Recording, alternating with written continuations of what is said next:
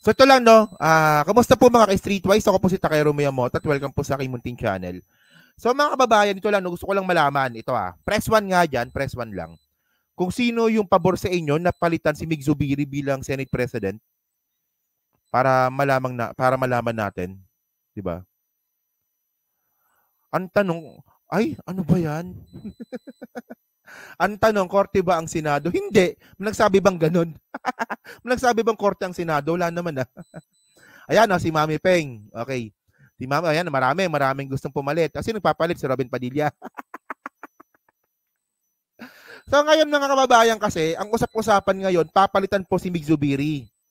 At tinanggi naman ito ng ibang senador, at sinabi naman ng ibang senador totoo, na meron talagang usap-usapan na para palitan si Mig Zubiri.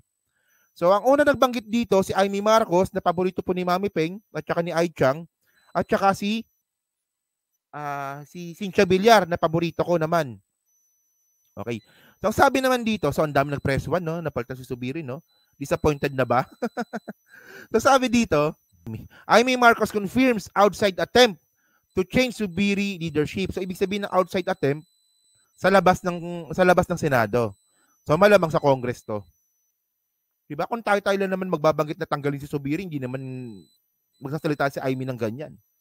So ibig sabihin nito, posibleng Congress or pwedeng si Presidente Marcos mismo. So basahin natin to, sabi dito. Manila, Philippines, no? Senator Amy Marcos on Monday, so ngayong araw, confirmed an attempt to change the leadership of Senate President Juan Miguel Zubiri. Talks of changing the Senate leadership swirled over the weekend. So ito lang pala, itong weekend lang pala na pag-usapan. As if there was indeed an attempt to change the Senate leadership, Marcos said, oo, there's a lot of pressure to change Mig Zubiri. Okay. It's all coming from outside the Senate, not within the Senate. So strange. Marcos said in an interview at the Senate. Puro Senate naman to, no? Visit naman. Sino ba nasulat nito? Puro Senate naman nakalagay dito. So actually kasi mga kababayan, Senate talaga, no? Kasi yung Senate is parte ng Congress. And then yung Congress, yung House, di ba? So, yun. Ayun ang dito. And then, mga kababayan kasi, sabi naman ni Cynthia Villar, di ba? Senator Cynthia Villar, meanwhile, bared that a statement of support for Zubiri was being routed among senators. Yan. Ask about the content of the statement of support, Villar said no co-op. Yan, wala dong co-op, di ba? Nagpapasign si Senate President Zubiri, paano magpapalit? Siya ang nagpapasign ng support. Villar said in a separate interview. So ngayon, ang sa tingin ninyo, ito, no? Nakita nyo na Sa tingin ninyo, sino ngayon ang napipisil para pumalit kay Mig Zubiri? Kasi merong binanggit na pangalan dito si Cynthia Villar. Okay? Medyo magugulat tayo dito. Kapit. Kapit. So dito nasabi ni Cynthia Villar, di ba? Villar said she heard talks that Senator Jinggoy Estrada was being eyed to replace Zubiri. Oo, nababalita ko rin yun, pero wala naman silang pinapasign sa akin, so I can't answer that, she said. Pero sinabi mo naman na si Jinggoy Estrada yung papalit kay Zubiri. Si Bong Revilla, actually pwede rin si Bong Revilla, no? Kasi alakas si MD si Bong Revilla, no? Nakapartido ni pangalan nito, ni House Speaker. Pero hindi ako agree dyan, pero posible si Bong Revilla din, di ba? Si Tulfo na lang, di ba? Si Tulfo, pwede na si Tulfo, di ba? Wala ka pagpipilian buwisit na yan. Sino ba? Sino ba? Sino bang pwede doon? Si Robin na lang. Si Robin na lang. Kaya si Lito Lapid, yan maganda yan. So wala Wala tayong magpipilian So ngayon, ang napipisil ngayon, na posibleng pumalit kay Mig Zubiri, si Jinggoy. O kaya, mas maganda, ibasura na lang yung Senate. Tanggalin na lang sila. Kasi unang-una, wala naman silang constituents Meron ba silang constituents? Wala naman Wala silang constituents, dapat nga tanggalin na lang dapat yan eh. Si JB, actually si JB naayusan ako sa kanya ngayon. O medyo naayusan ako sa kanya ngayon, pero bilang Senate President. Kasi tingnan niyo mga kababayan, di ba? Ito lang, no? Si JB Ejercito, siya yung nagbanggit tungkol sa troll farm ng pro-China. Di ba? Si JB Ejercito yon, sinabi niya, may troll farm yung China. Pinangalanan niya pa si Sas, si Mark Lopez. Inaway yung mga DDS. Di ba? Tapos, nung nakaraan naman, si JB Ejercito lang din talaga, bukod kay Risa Ontiveros, yung nagbanggit kay Kibuloy na umatan ka na nga ng hearing. Diba? Si JB Ejercito din yun. Oh. Diba? So, medyo okay, diba? Pero tingnan natin kung kaya niya, diba? Kung pwede talaga siya. So, ngayon mga kababayan kasi, ngayon, ako naniniwala talaga ako kung bakit posibleng at napag-uusapan na tanggalin si Mig Zubiri diyan po sa Senate President kasi tamad. Kasi ito nakita ko to sa report na to, no.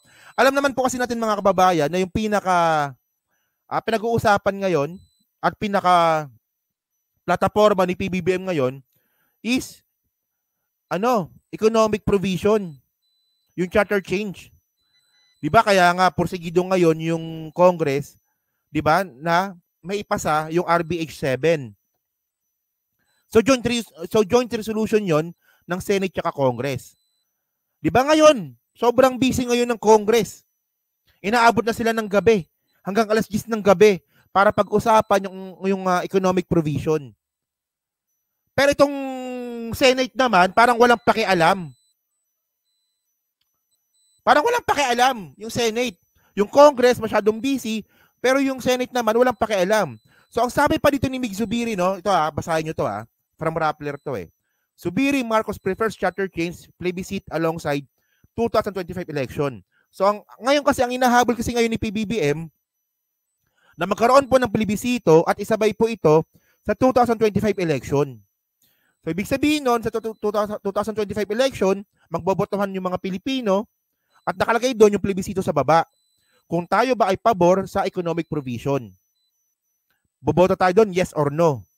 Kasi constitution yung pinag-uusapan dito. So ito talagang gusto talaga ni Presidente Bongbong Marcos. 'Di ba? Magkaroon ng plebisito sa 2025. Kaya nga doble kayod ngayon yung Congress. Pinag-uusapan nila ito ngayon.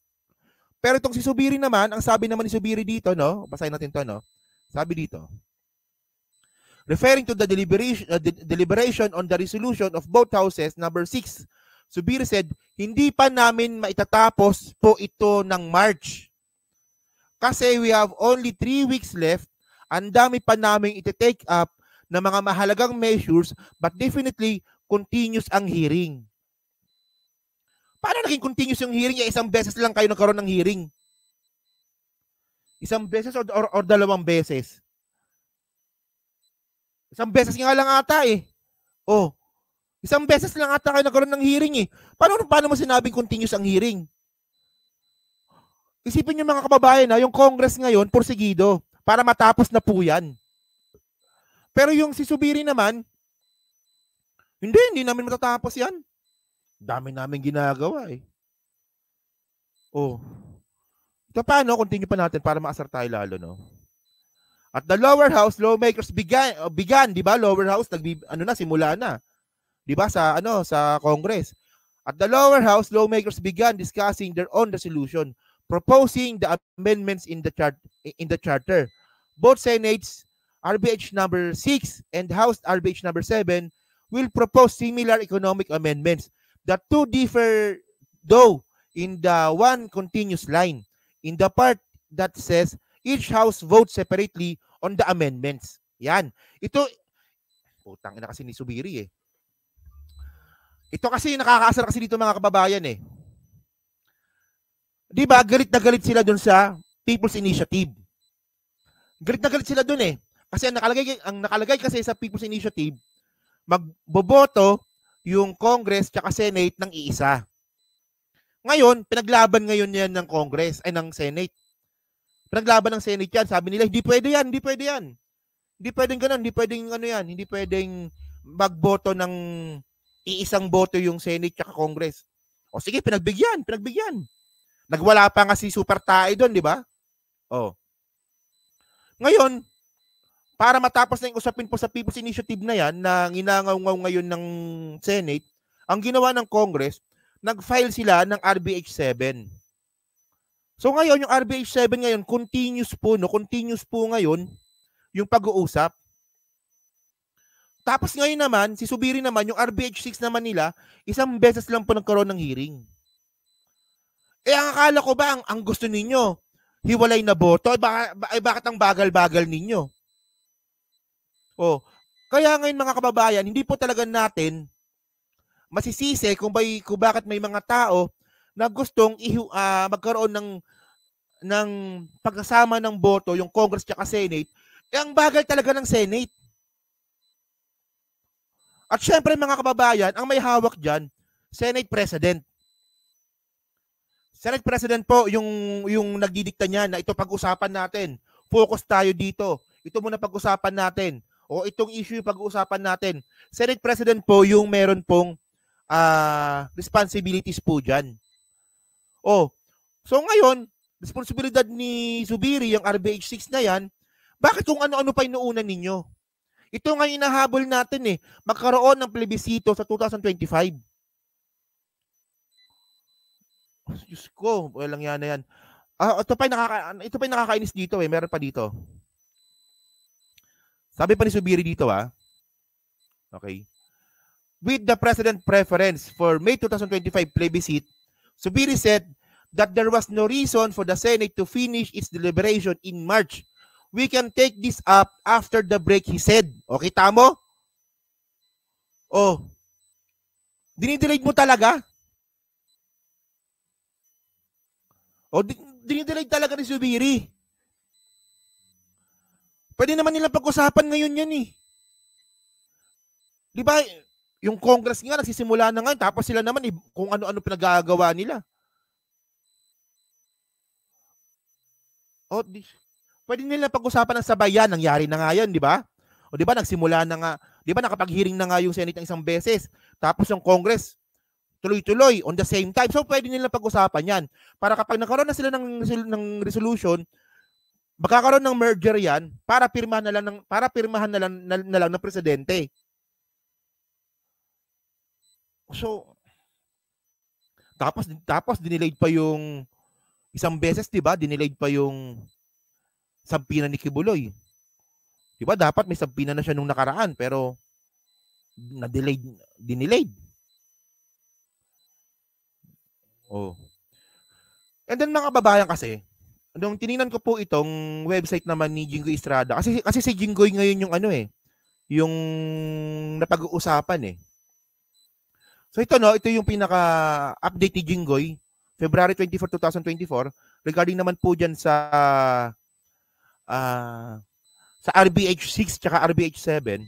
So ngayon, ang tinatanggi ngayon dito ni Jinggoy, sabi ni Jinggoy, okay, Congressman branded Senate Resolution of both Houses 6 as unconstitutional for containing the provision that makes voting on the constitutional amendment separate. Okay? So, ano na lang natin to dito? So dito, ang tinatanggi naman talaga dito ni Jinggoy Estrada is yung boboto yung Congress at Senate nang magkasama. Ayan yung tinatanggi niya. Pero, ang sabi naman dito ni Jinggoy, they should heed the President advice. Ang sabi ng Presidente, let the Senate take the lead, he said. Yan. So, si Jinggoy po naman po ay sumusunod po sa Presidente. Kasi sabi naman ni PBBM, yung Senate na bahala dyan. Take the lead, Senate. Yun nga lang kasi, nung sinabi ni PBBM na the Senate should take the lead sa charter change, dinidelayed naman po ito ni Big Zubiri. Well, kasi hindi po natin nakikita yung back of the stories, kung ano ba nangyayari sa likod.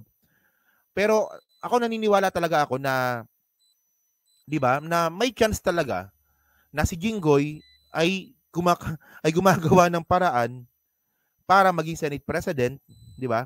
Kasi masyadong tempting kasi yon. Masyadong tempting. Nakakatukso yung pagiging Senate President kasi ang daming benefits niyan. 'Di ba? Meron kang benepisyo, 'di ba? Meron ka pang sweldo bilang isang senador at meron ka pang other na sweldo at saka allowance bilang Senate President. So nakakatukso 'yan. At pangalawa dito, kapag ikaw po ay isang Senate President, pangatlo ka sa pinakamataas na posisyon sa Pilipinas. So syempre, presidente, pangalawa, vice president, pangatlo, yung Senate President. So tempting po talaga yung posisyon na yan. So posible lang naman, no? Posible na, di ba, gumagawa ng paraan si Jinggoy na, sige, push natin yan pag ako'y naging Senate President. At malinaw naman po kasi na yung sinasabi naman talaga ni Jinggoy, yung ayaw niya lang talaga is yung magkaroon ng combination, yung pagboboto. Pero yung pag-take ng lead, sinabi niya naman dito, di ba dapat Senate talaga nagsisimula. Yun nga lang kasi tamad si Zubiri. So paano yun? Pero mga kababayan kasi dito, ang pinaka-update ngayon dito, tinanggi naman ito ni Jinggoy. Ayan, no?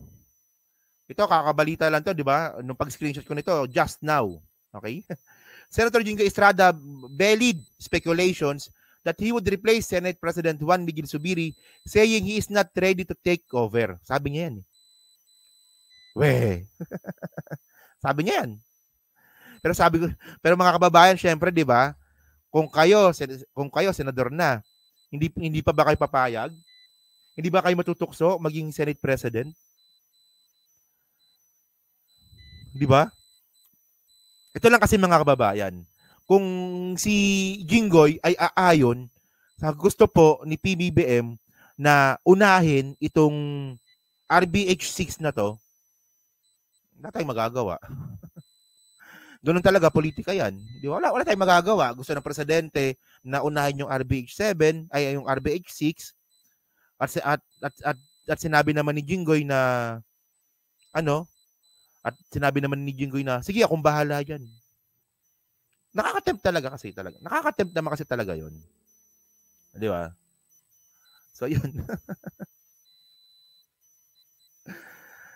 Yan. Hindi. I-clear ko lang. Actually, ito yan. Ayan, medyo magulo kasi yan. Apparently, tama rin yan.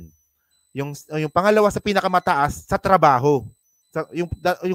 Yung pinakamataas na may trabaho sa Pilipinas, regarding po sa trabaho, Senate President talaga. Kasi yung Vice President kasi, wala naman kasing ginagawa yan eh. Ano lang yan eh, sunod-sunuran lang naman yan sa Presidente eh. Pag sinabi ng Presidente na, ikaw ang Vice President, dito ka. Di ba pag sinabi ng Presidente na ikaw ang Vice President ka, wala kang trabaho. Wala talaga. So kung paramihan lang naman ng trabaho, mas maraming trabaho talaga yung Senate President. Pero regarding kasi, nakalagay naman sa Constitution natin na kapag ang presidente incapable na bilang maging presidente ang papalit, Vice President. Kapag hindi naman capable yung Vice President, yung Senate President na. So lumalabas nun, di ba, sa layering, pangatlo, yung Senate President. Pero pagdating sa trabaho, sa pinakamataas na posisyon regarding sa trabaho, yung Senate President talaga. Di ba? Yan. So thank you po mga kababayan. So dyan po sa 334 po na nanonood. So pakilike na lang po ito ng video para makatulong din po sa algorithms po ng content po na to. So kayo mga kababayan po, dyan po sa Team Replays, ano masasabi nyo nga po dito sa nangyayari po ngayong, di ba, hocus pocus or roller coaster dyan po sa Senate ngayon. Kasi ngayon, nakikita ko ngayon, ang dami nagko-comment si JB na lang daw eh. Ang dami nagko-comment JB. Si JB. Di ba? Si JB yung gusto ng mga tao eh. So, yan. So, kayo ba? Sino bang pabor ba kayo na palitan si Mig Zubiri at ang ipapalit si Jinggoy or iba pa? Yan. So, pa-comment lang po sa baba para po makatulong po sa algorithms po ng content po na to, no?